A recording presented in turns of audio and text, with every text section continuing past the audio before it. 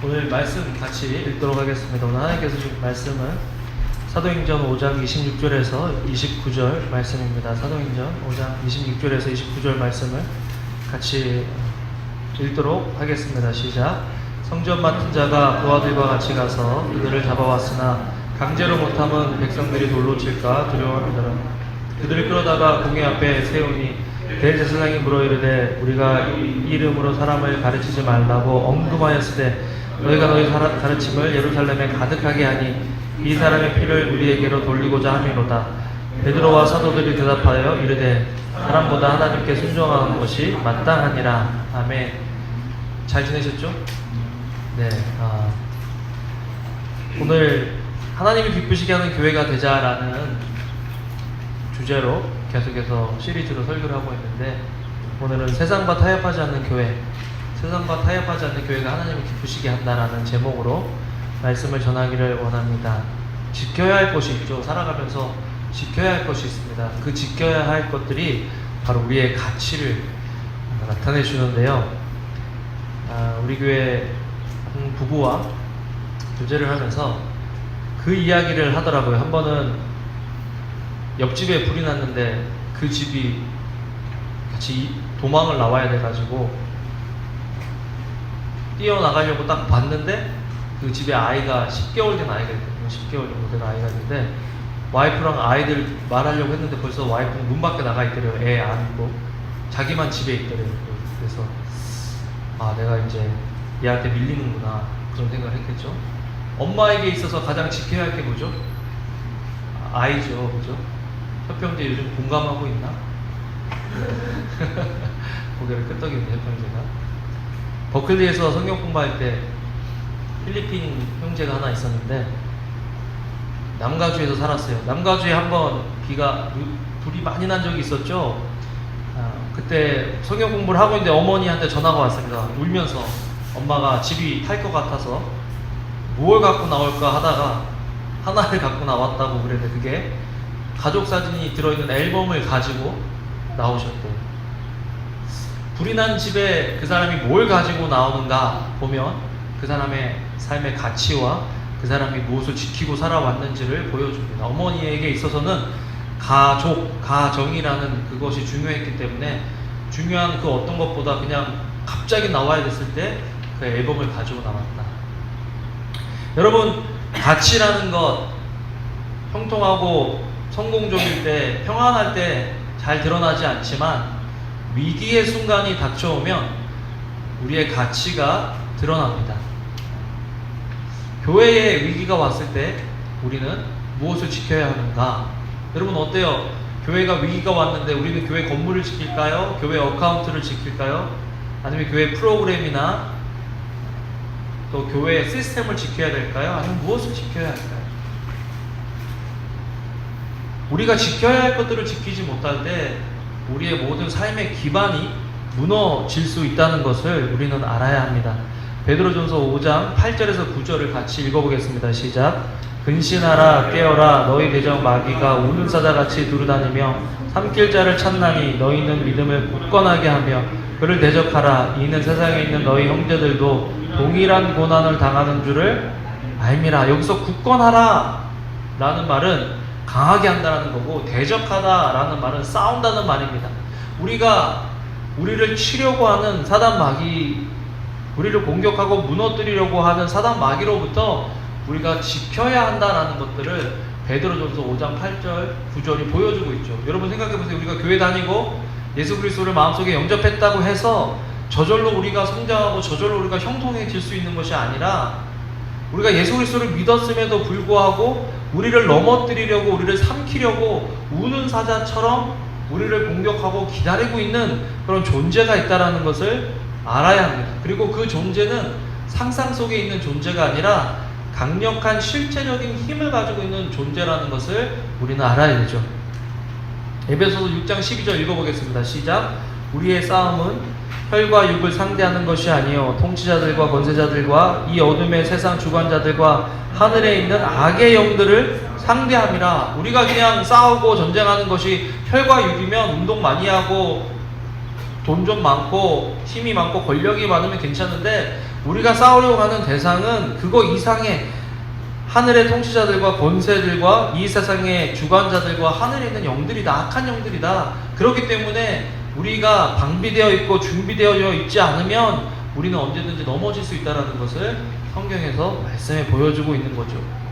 초대 교회도 보면 끊임없이 공격을 받아왔습니다. 내부적으로 외부적으로 초대 교회는 계속적으로 끊임없이 문제들 가운데 있었습니다. 여러분, 문제가 없는 것이 좋은 것이 아니라 문제가 없으면 좋죠.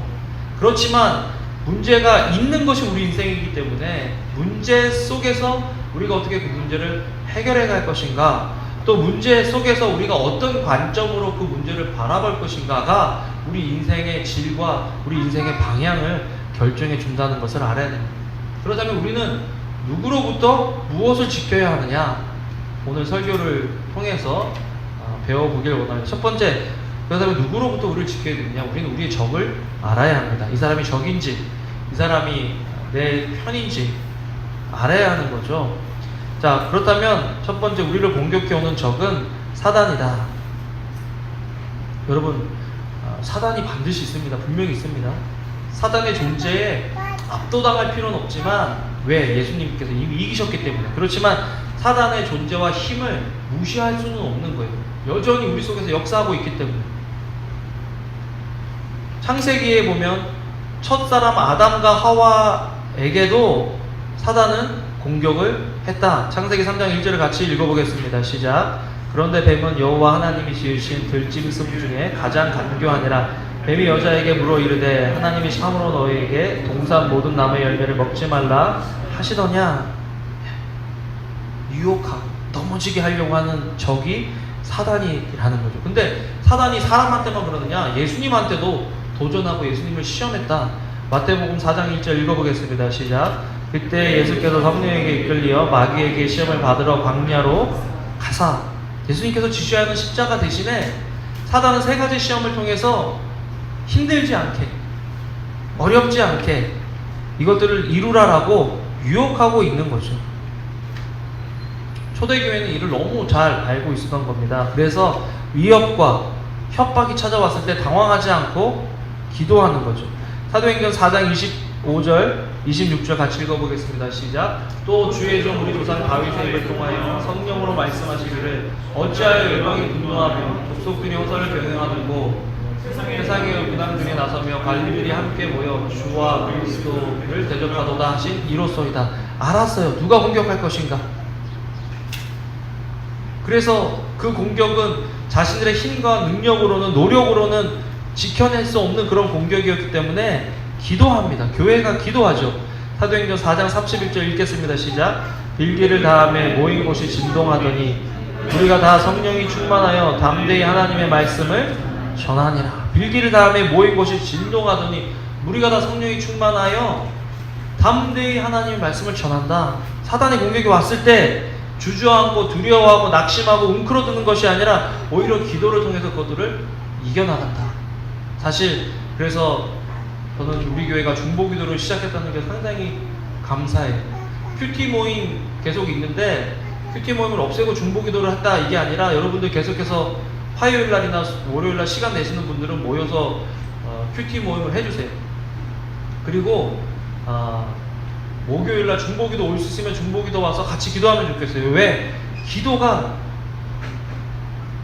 우리에게 올 수 있는 그 사단의 공격을 막아주기 때문에 그래요.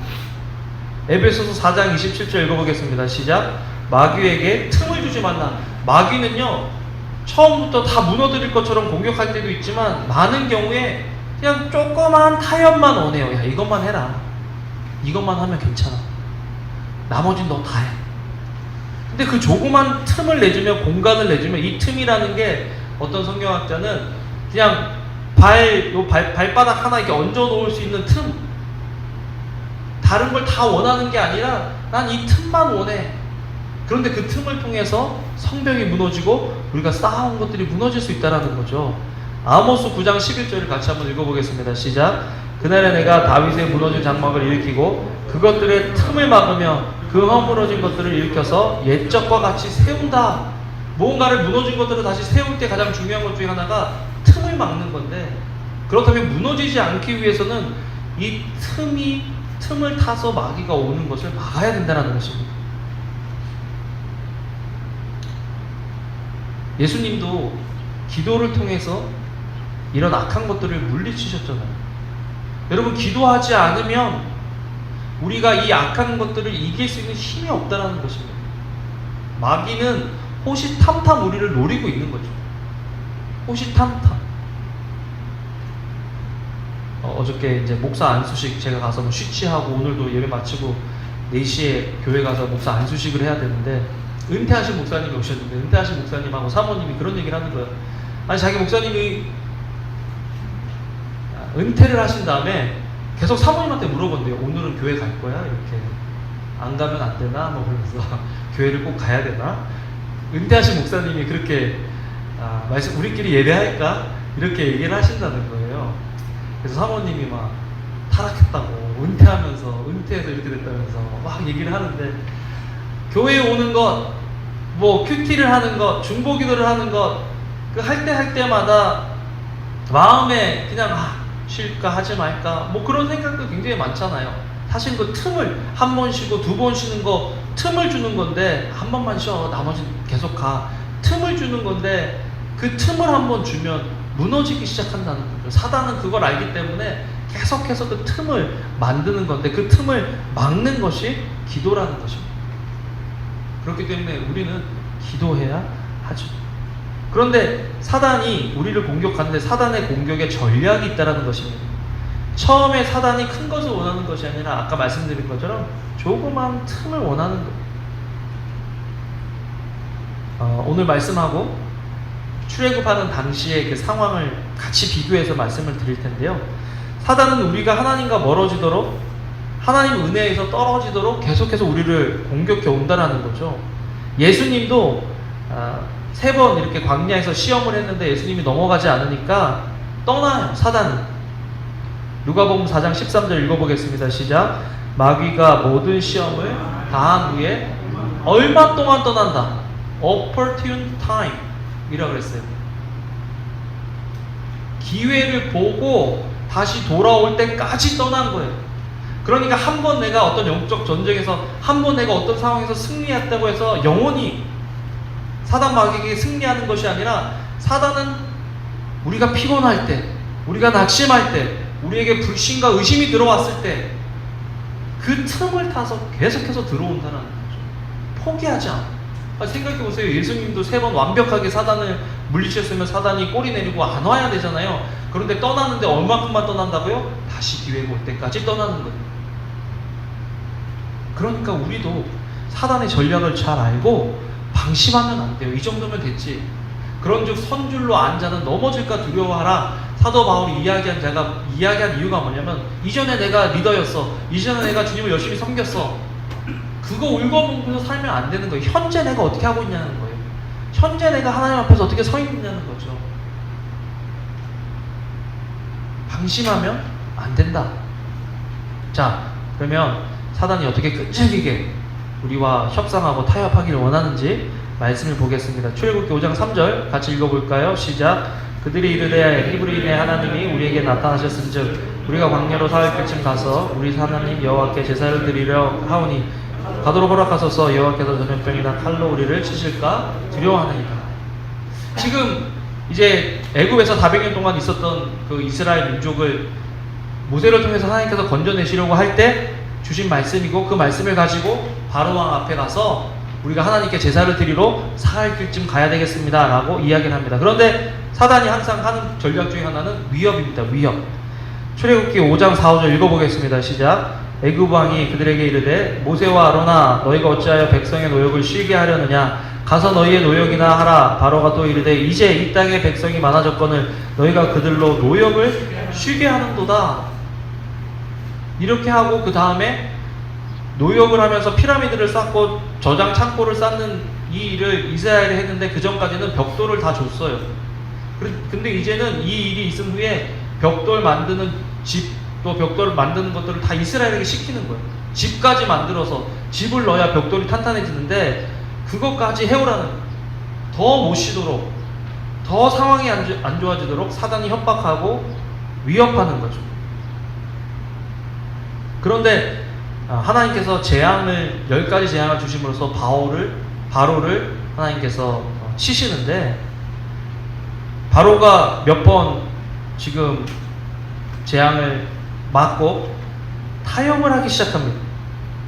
여러분, 사단이 우리가 강력하게 우리의 믿음을 지키면 물러나 있는 것 같아도 어느 순간에 계속 우리에게 와서 타협을 하기 시작하는 거죠. 타협. 출애굽기 8장 25절 읽어보겠습니다. 시작. 바로가 모세와 아론을 불러 이르되 너희는 가서 이 땅에서 너희 하나님께 제사를 드려라. 지금 하나님이 어떻게 하라 그랬어요? 사흘 길쯤 떨어진 곳에 가서 제사를 드리라 그랬는데, 지금 바로는 뭐라고 타협합니까? 이 땅에서. 그럴듯하잖아요. 좀 하면 되잖아요. 타협할 수 있지 않을까요? 어떻게 생각하세요? 이 정도는 할 수 있는 거 아닌가요? 그런데 바로가 타협을 하지 않죠. 그래서 모세가 보내지 않습니다. 그러니까 하나님께서 또 벌을 내리시죠. 그랬더니 출애굽기 8장 28절에 이렇게 이야기합니다. 시작. 바로가 이르되 내가 너희를 보내리니 너희가 너희 하나님 여호와께 광야에서 제사를 드릴 것이나 너무 멀리는 가지 마라. 야, 사흘 길은 너무 멀어. 멀리는 가지 마. 자꾸 뭐가 비슷한 것 같은데 달라요. 처음에 에덴 동산에서 그 하와를 유혹할 때도 먹으면 반드시 죽으리라 그랬는데 죽을까 하노라. 이 정도로 말씀 자꾸 바꾸는 거죠. 타협하게 만드는 거죠. 혹시 지금 우리의 신앙 속에 이 정도면 됐지, 이렇게 하면 되지 하면서 타협하고 있는 그런 내용들은 없는가? 그래서 또 하나님께서 재앙을 주시고, 메뚜기 재앙을 이제 예고하니까 메뚜기가 한번 쓸고 가면 초토화 될 것 같으니까 바로가 또 협상을 합니다. 읽어보겠습니다. 시작. 모세와 아론을 바로에게로 다시 데려오니 바로가 그들에게 이르되 가서 너희 하나님 여호와를 섬기라. 갈 자는 누구냐? 모세가 이르되 우리가 여호와 앞에 절기를 지킬 것인즉 우리가 남녀노소와 양과 소를 데리고 가겠나이다. 바로가 그들에게 이르되 내가 너희와 너희의 어린 아이들을 보내면 여호와가 너희와 같으니라. 보라, 그것이 너희에게는 나쁜 것이니라. 그렇게 하지 말고 너희 장정만 가서 여호와를 섬기라. 그것이 너희의 구하는 바니라. 이에 그들이 바로 앞에서 쫓겨나니라. 지금 장정만 가서 예배드리라는 거예요. 그래, 사흘 길 가. 사흘 길 가는데 장정만 가. 지금 하나님의 말씀을 누가 다시 해석해서 누가 다시 정의해요? 바로가. 여러분 요즘 우리가 그런 세상에 살고 있다는 느낌 안 드세요? 야, 성경에서 동성애는 안 된다고 얘기했는데 사람들은 야, 동성애가 그냥 그 우상 숭배하는 그 신전에서만 그거 하지 말라는 거지 일반에는 괜찮아. 야, 하나님 이렇게 안 해도 돼. 하나님만 아니라 다른 거 믿어도 다 구원받을 수 있어. 그게 하나님이 원하는 뜻이 아니야. 하나님은 그냥 사랑이야. 하나님 사랑이시기도 하지만 공의의 하나님을 빼뜨리는 거야. 반만 보여주고 이걸 따르라는 거예요. 지금 바로가 그 일을 하고 있는 거죠. 우리가 정신을 바짝 차리지 않으면요, 우리와 우리 자녀들이 학교 교육에 세상의 문화가 가치관에 빠져들면 교회에서 말하고 있는 하나님의 말씀이 우습게 여겨지고 잘못됐다라고 생각하는 거예요.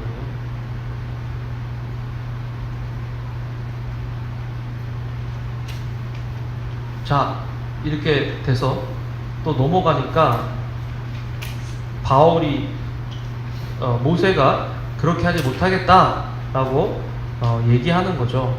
그러면서 모세가 어떻게 타협하지 않고 이야기하는지 출애굽기 10장 25절 26절을 같이 한번 읽어보겠습니다. 시작. 모세가 이르되 왕이라도 우리 하나님 여호와께 드릴 제사와 번제물을 우리에게 주어야 하겠고 우리의 가축도 우리와 함께 가고 한 마리도 남길 수 없으니 이는 우리가 그 중에서 가져다가 우리 하나님 여호와를 섬길 것이며 또 우리가 거기에 이르기까지는 어떤 것으로 여호와를 섬기는지 알지 못하는 비밀이다. 여러분 지금 이렇게 굉장히 담대하게 얘기하고 있는 것 같은데 지금 바로는 사실은 40년 동안 저 깡촌에서 양치다가 온 사람이고 옷이나 권위나 가지고 있는 권력을 비교해보면 바로하고 비교가 안 되는, 세상적으로 말하면 비교가 안 되는 사람인데 어떻게 그 사람 앞에 서서 이렇게 담대하게 얘기할 수 있느냐? 이 사람에게는 하나님이 있으셨다는 거죠. 우리가 세상과 타협하지 않기 위해서는 하나님의 말씀이 있어야 되고, 그 하나님을 향한 믿음이 우리 속에 있을 때 세상과 타협하지 않는 개인과 가정과 공동체가 될 수 있다는 거죠. 그렇지 않으면요, 우리도 모르는 사이에 세상과 타협하는 것들이 참 많아요.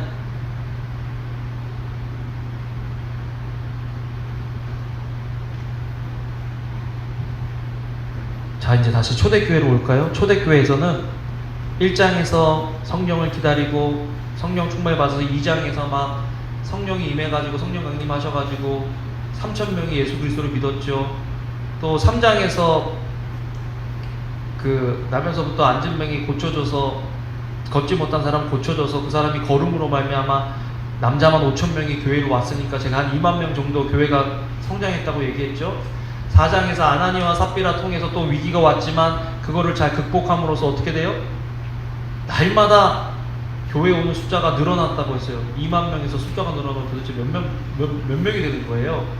그런데 또다시 위협이 찾아왔다. 사도행전 5장 18절 읽어보겠습니다. 시작. 사도들을 잡아다가 옥에 가두었더니. 왜? 교회가 자꾸 성장하고 무시할 수 없는 영향력이 되니까 더 크기 전에 위협을 해야 되겠다. 바로가 한 거하고 똑같죠. 너희가 시간이 많으니까 이런 쓸데없는 소리 한다고. 왜 노역을 쉬게 하느냐. 그래서 협박하잖아요. 화내잖아요. 지금 세상도 똑같은 방법을 마귀가 쓰고 있는 거예요.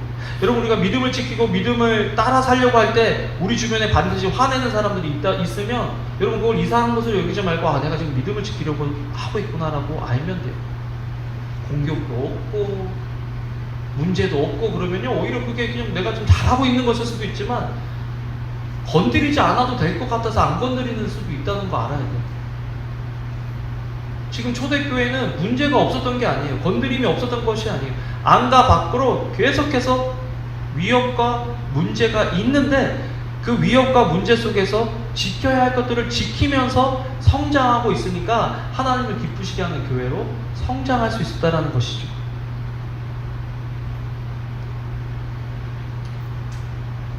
자, 하나님께서 사도들을 잡아다가 옥에 가두니까 기적을 베푸셔서 든든하게 옥의 문이 잠겼는데도 사도들이 나왔어요.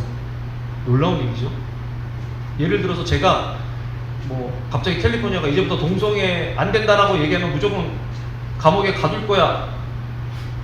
그런데 제가 동성애는 죄입니다라고 얘기했는데 여기서 누가 이렇게 놀러 왔다가 방문했다가 그런 설교 한다는 소문이 있어서 누가 왔다가 저를 신고해서 제가 감옥에 갔어요.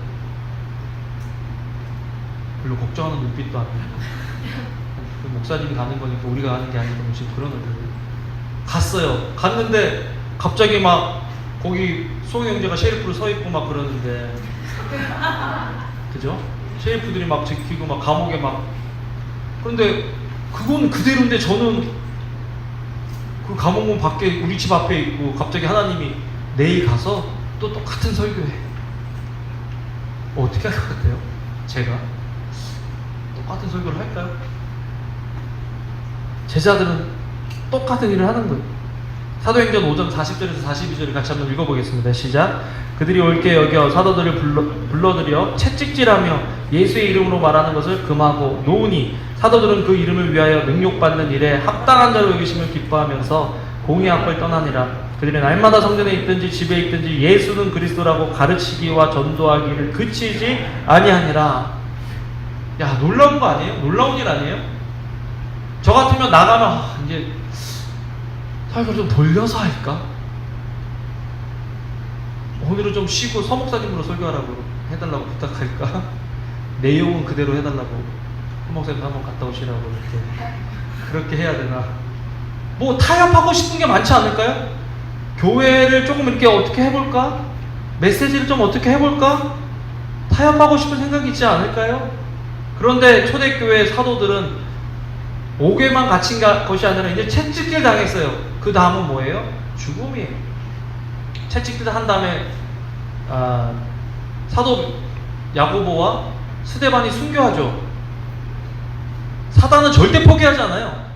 계속해서 공격해요. 그런데 그것들을 어떻게 우리가 지켜내며 이길 수 있느냐? 기도와 말씀으로 지켜내야죠. 공격은 사단이 하는데 초대교회는 어떻게 이런 것들을 지킬 수 있었냐? 그들은 복음을 지켰는데 왜 지킬 수 있었느냐? 그들은 복음을 지켜야 하는 내용이 있었다는 거예요. 여러분, 지켜야 하는데 뭘 지켜야 하는지 모르면 어떻게 돼요? 불이 났는데 그때 아까 말했던 아기를 안고 나왔다는 그 자매가 아기를 안 안고 나오고 젖병을 갖고 나왔으면 어떻게 되는 거예요? 아기는 불타는 집에 있고 젖병만 갖고 나오면 어떻게 되는 거예요? 말도 안 되는 거죠. 자, 우리가 신앙생활을 하는데 신앙생활을 할 때 지켜야 될 게 뭐냐? 지켜야 될 것은 복음이다라는 것입니다. 우리가 복음을 지키고 있느냐? 복음이 있으면 이 건물 없어도 돼요. 복음이 있으면요, 이 마이크하고 이 시스템 없어도 돼요. 이것은, 이 모든 것들은 복음을 좀 더 잘 전달하기 위한 도구들이지 이게 우리의 삶의 목적이 아니라는 거예요. 근데 그 복음에는 복음을 지켜야 할 내용이 있다는 것입니다. 내용이. 그 내용을 우리가 알아야 그 복음을 지키지, 그 복음의 내용이 우리가 잘못된 내용을 가지고 있으면 우리는 잘못된 복음을 지키는 거죠. 자, 초대교회는 계속해서 예수 그리스도의 이름을 가르치지 말라고 협박하고 위협하고 달래고 있습니다. 그런데 사도들은 그 위협과 협박 앞에서 지속적으로 얘기하고 있는 게 있는데 두 가지입니다.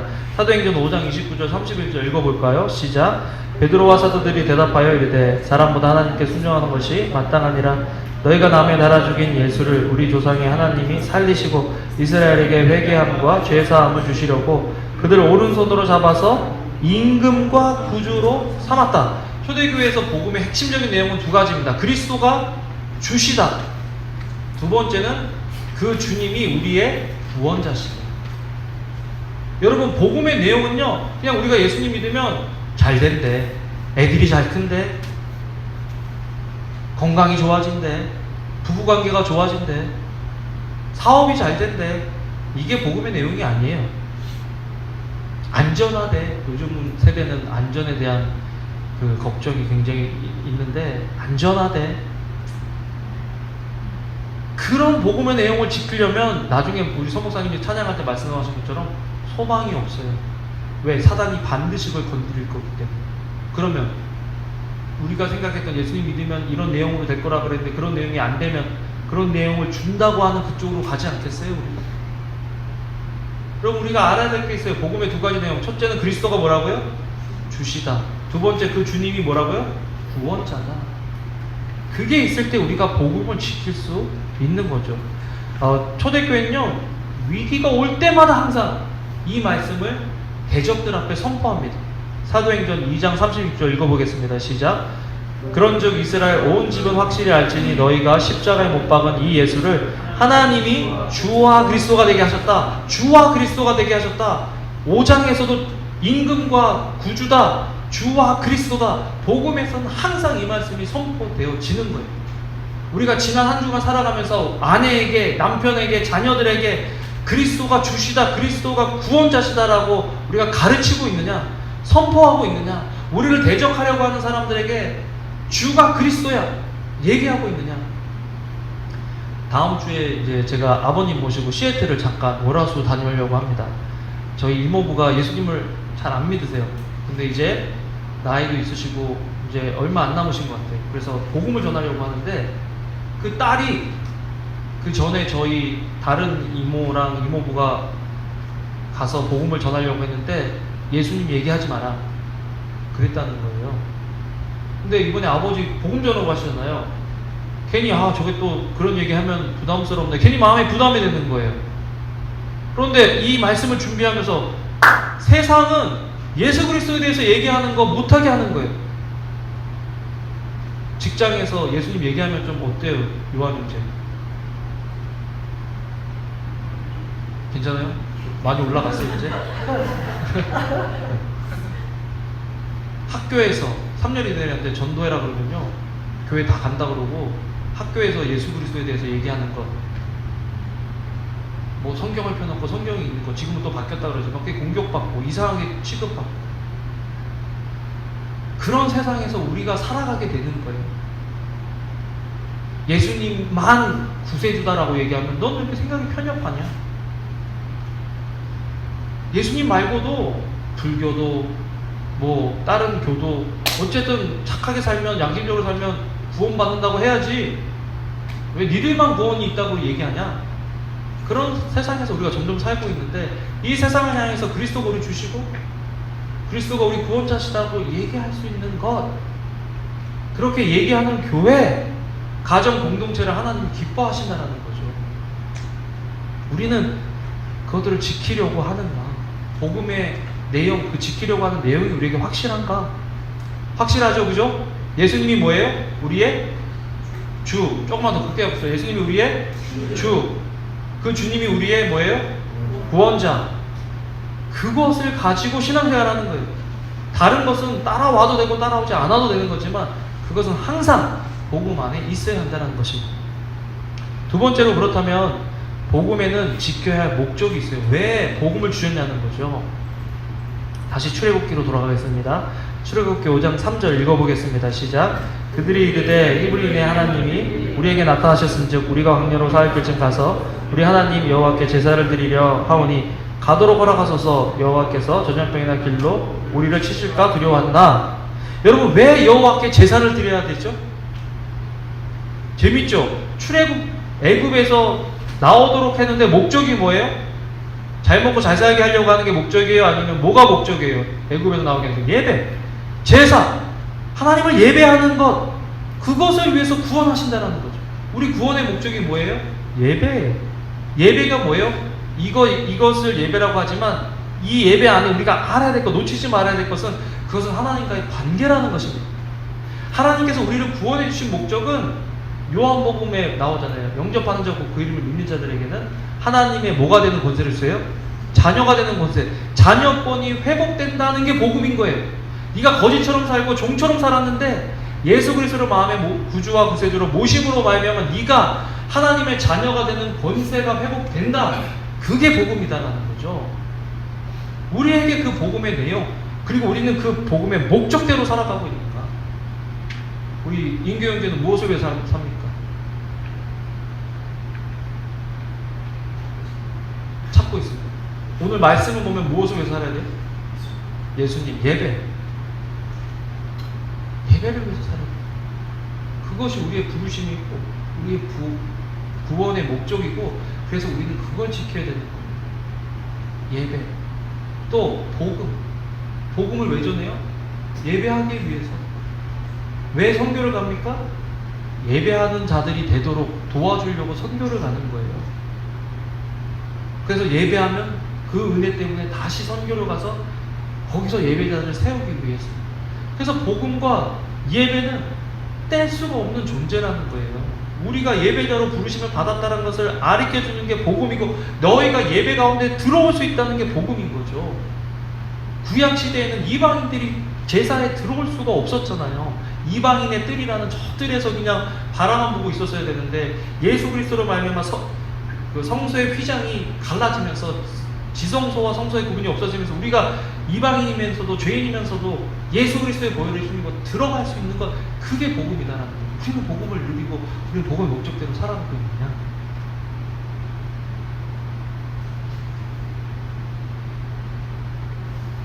말씀을 맺겠습니다. 은혜가 있을 때 그 복음의 목적대로 살아갈 수 있는 것 같아요. 여러분, 우리는요 아무리 노력해도 안 돼요. 한두 주는 될 것 같은데 또 안 되는 게 우리인 것 같아요. 은혜가 없으면 안 돼. 은혜가 없으면. 제가 아무리 여기서 막 여러분 이렇게 해야 됩니다, 막 여러분 마음을 움직이는 것 같아도 은혜가 없으면 안 돼요. 그렇게. 여러분 노력 안 해보셨어요? 예배 시간 뭐 대놓고 늦게 오고 싶어서 늦게 옵니까? 어떻게 하다 보면 늦게 오지? 큐티 뭐 대놓고 안 하려고, 큐티 할 수 있는데 안 할 거야 뭐 이렇게 할 수도 있지만, 큐티 하고 싶은데 어느 날 보니까 벌써 시간이 가 있고 목사님 자꾸 큐티 올리라고 그러고 미치겠죠. 기도는요, 기도는 막 2시간 하고 싶은데 막 한참 기도하고 눈 떠보면 10분 지나가 있고 막. 토요일날 새벽에요, 아이들이 가면 한 12, 아이들하고 새벽에 기도하고 우리 중보기도 같이 하고 그럼 6시 38분 정도 돼요. 그러면 내 목표는 뭔지 아세요? 나 부끄러운데 지금부터 밥 먹을 때까지 눈 안 뜨고 계속 기도하는 거예요. 시계를 몇 번 봐요. 아직도, 아유, 그러면서 딱 안 가고 이것도 이렇게 하고. 은혜가 임해야 돼요. 은혜가. 여러분, 내가 노력하고요. 내가 해서 교회를 지키면 그건 우사예요. 우사가 뭐였어요? 언약궤 가지고 갈 때 그 언약궤 흔들려서 떨어질 것 같아서 잡은 사람이 누구예요? 우사예요. 어떻게 됐어요? 죽었어요. 신앙은 내가 지킬 수 있는 게 아니라 은혜가 있어요. 그래서 저는요, 이 말씀 준비하면서 지난주부터 계속 기도하는 거예요. 하나님, 저에게, 하나님 우리 교회에, 하나님 우리 교회 교인들에게 은혜를 주세요. 은혜가 필요한 거예요. 은혜 아니면 살아갈 수가 없어요, 우리는. 베드로전서 5장 8절, 10절 보면요, 이거 참, 아까 이거 읽는데 너무 가슴이 뛰는 거예요. 너무 감사한 거예요. 같이 한번 읽어보겠습니다. 시작. 근신하라 깨어라 너희 대적 마귀가 우는 사자같이 두루다니며 삼킬 자를 찾나니 너희는 믿음을 굳건하게 하여 그를 대적하라. 이는 세상에 있는 너희 형제들도 동일한 고난을 당하는 줄을 압니다. 모든 은혜의 하나님 곧 그리스도 안에서 너희를 부르사 자기의 영원한 영광에 들어가게 하시니가 잠깐 고난을 당한 너희를 친히 온전하게 하시며 굳건하게 하시며 강하게 하시며 털을 견고하게 하시리라. 여러분, 내가 진짜 교회 잘 다니고 싶고 신앙생활 잘하고 싶고 더 열심히 섬기고 싶은데 마음에는 원인데 육신이 안 닿을 때가 많아요. 그런데 지금 그것들을 가능하게 해주는 분이 있는데 그분이 누구예요? 하나님인데 어떤 하나님? 은혜의 하나님. 은혜의 하나님이 곧 그리스도 안에서 너희를 불러서 예배하게 하시고 자녀 삼아주신 그 하나님이 잠깐 고난을 당한 너희를 친히 어떻게 해요? 온전케 하시고, 친히 어떻게 해요? 굳건하게 하시고, 친히 어떻게 해요? 강하게 하시고, 친히 어떻게 해요? 털을 견고하게 하신다. 내가 강하고 내가 굳건하고 내가 잘 싸워서 지키는 것이 아니라 은혜의 하나님이 친히 우리를 굳건하게 하시고 강하게 하신다는 거예요. 그러니까 우리는 이 예배 시간에 내가 어떻게 하겠습니다 다짐하는 것도 중요하지만 더 중요한 거, 하나님 나에게 은혜를 주세요. 따라해봅시다. 하나님 나에게 은혜를 주세요. 옆에 불만족스러운 사람이 있으면 하나님 저 인간 고쳐주세요 하지 말고 하나님 저 사람에게 은혜를 주세요. 은혜를 몰라서 못합니까? 몰라서 못하기도 하지만 아는데 안 되는 게 우리 인생 아니에요? 아는데 안 되는 게 우리 인생 아니에요? 은혜를 구해야죠. 은혜 하나님이 하신다니까요. 친히. 나도 회개 많이 했어요, 여러분. 설교하면서 하나님이 하셔야 되는데 은혜를 주시면 할 수 있는데 마치 막 여러분들이 열심히 하고 여러분들이 노력해야 되는 것처럼 막 몰아붙이고 설교할 때가 참 많은데 미안해요, 여러분. 나도 잘하고 있는 목사고 잘한다는 게 아니라 잘하라고 있는 목사고. 우리 임교 형제가 가끔 그런 얘기, 나 아직도 기억이 남는데 새세형 비전교회 개척하고 한 2년인가, 새세형 비전교회 있을 때 우리 개척하고 한 1년인가 2년 있을 때 목사님 많이 컸다고. 그래서 처음에 임교 형제 저기 1.5세인가 1세가 헷갈릴 때가 많아요. 그래서 임교 형제 그렇게 너무 자책하죠. 근데 그러면서 뭐라고 하냐면 목사님 설교가 많이 좋아졌어요. 설교가 많이 이렇게 아니 그래서 그게 생각이 나요. 교만했습니다. 자기 정죄하려고 하는 게 그게 나에게 되게, 그래서 그게 나에게 되게 격려가 되고 좋았다고 하는 얘기예요. 아니 그래서 무슨 말 하려고 그랬지? 임경기가 너무 지금 저렇게 많아가지고 미안해서 그렇긴 한데, 여러분 정말 은혜가 있으면 성장하고 은혜가 있으면 변화되는 거거든요. 우리의 역할은 은혜 받을 때까지 기다리고, 또 그 은혜가 왔을 때 훈련되지 않으면요, 기도하고 말씀 보지 않으면요, 그 은혜를 오용하고 남용해요. 그렇기 때문에 성경을 읽어야 되고, 그렇기 때문에 기도를 해야 되고, 그렇기 때문에 매일매일 말씀의 인도함을 받는 거예요. 근데 어떨 때 그냥 말씀 보고 기도하면 은혜 받는다, 자동적인 어떤 공식처럼 막 대입하는데, 제가 그런 조급함, 제가 그런 잘못해. 그런데 그런 저를 여러분들이 기다려주시고, 그렇지만 저는 그거 아는 것 같아요. 나도 하나님과 교회를 사랑하는 마음이 있고, 그래서 교회를 지키고, 여러분들 속에도 교회를 사랑하고 하나님 사랑하는 마음이 있다는 것을 4년 반, 5년이 지나면서 더 느끼는 것 같아요. 그렇지 않으면 이렇게 교회를 지켜나간다는 게 참 불가능한 일인데 얼마나 은혜가 되고 감사한지 모르겠어요. 그래서 계속해서 우리 은혜 받을 때까지 서로 좀 기다려 줍시다. 좀 클 때까지 좀 기다려 줍시다. 네. 그게 사랑이죠. 그게 공동체죠. 완벽하고 온전한 사람이 있을 수는 없잖아요. 그러니까 기다려줘야죠, 서로. 그래서 오늘 은혜가 있기를, 뭐가 좀 부족한 사람이 보이면 하나님 은혜를 주세요. 제가 좀 부족하면 기도하세요. 목사님에게 은혜를 주세요. 남편이 부족하면 하나님 남편에게 은혜를 주세요. 자녀가 부족하면 하나님 자녀에게 은혜를 주세요. 내가 바꿀 수 있는 게 없어요. 은혜가, 하나님의 은혜가 우리를 바꿔요. 우리 서목사님 아까 부탁드린 거 좀 이렇게, 네. 서목사님이 이 은혜에 찬양 받으시고 영어로 할 땐 잘 몰랐는데 가사를 한국말로 번역해 준대요. 와, 완전 은혜되는 거예요. 그래서 깨달았습니다. 나는 한옥권이다.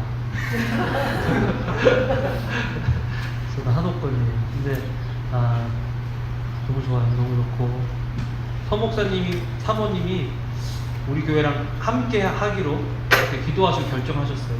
박수. 야, 얼마나 좋은지, 얼마나 감사한지.